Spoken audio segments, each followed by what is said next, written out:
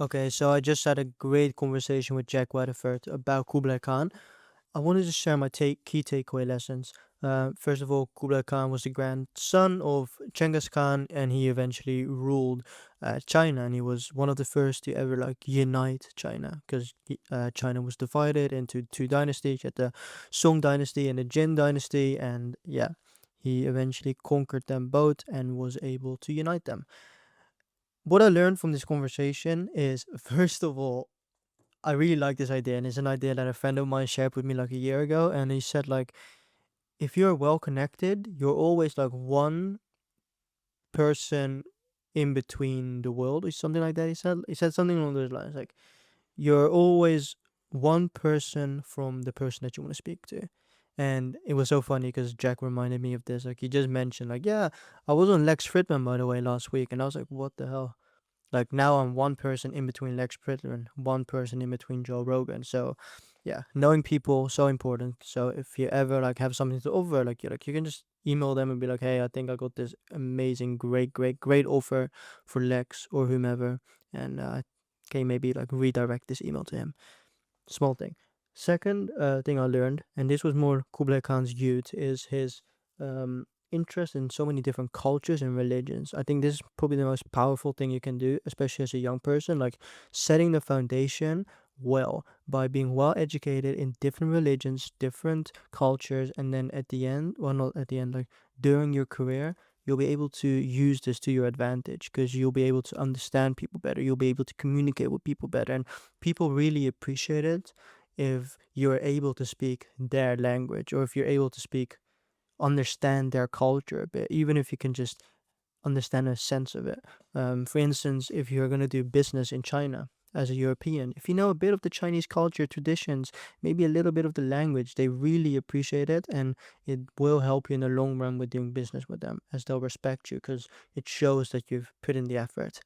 Um, Another thing I learned from Kublai was that it's important not only to conquer but also to maintain.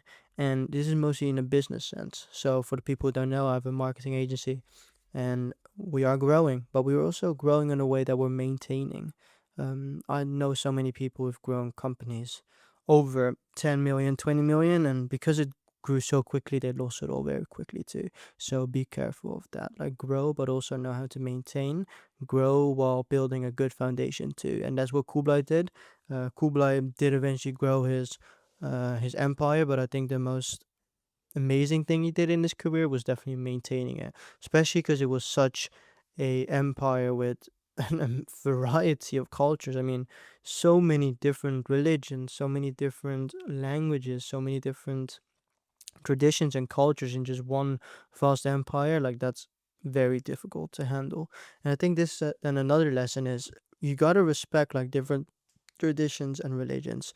I think this really helped Kublai. He wasn't a racist, and I think if he was a racist, he would have been more of a tyrant as a ruler, as he did have so many different um, people in his empire. So ruling it, he would have only been able to do as a tyrant if he was racist, and he wasn't. He was really respectful towards religion. He wanted people to be able to express themselves in their own way as long as they just stayed loyal to the Mongols, to him.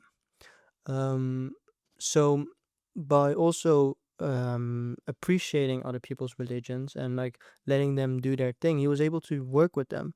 The Islams, they were the smartest with the numbers, and he really used them in his bookkeeping and his making sure that the economic side of his empire was stable. He really used that to his advantage.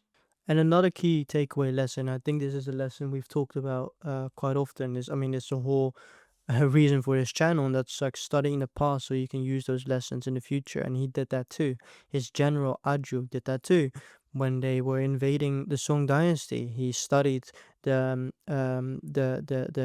invasion that happened on the Song years before that. Like, he understood that there's so much to learn from other people's failures, not only their wins, also their failures. That's why we've done episodes on Hitler, and that's why there's going to be a couple more episodes on Hitler too, because there's so much to learn from someone who builds it all but also loses it all. And that happened with the invasion of the Song dynasty I think like 100 or 200 years before Kublai tried it, and they failed drastically. And because Aju, his general, studied that invasion, he knew what not to do.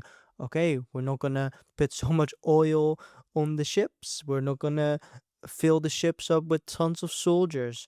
The battles are not going to be won by land, they're going to be won by sea. So we need cannons, we need to build new type of weapons. It was something that never had been done before, but he knew that if you were to do it the same way that the Jin dynasty tried to invade the Song, it wouldn't work.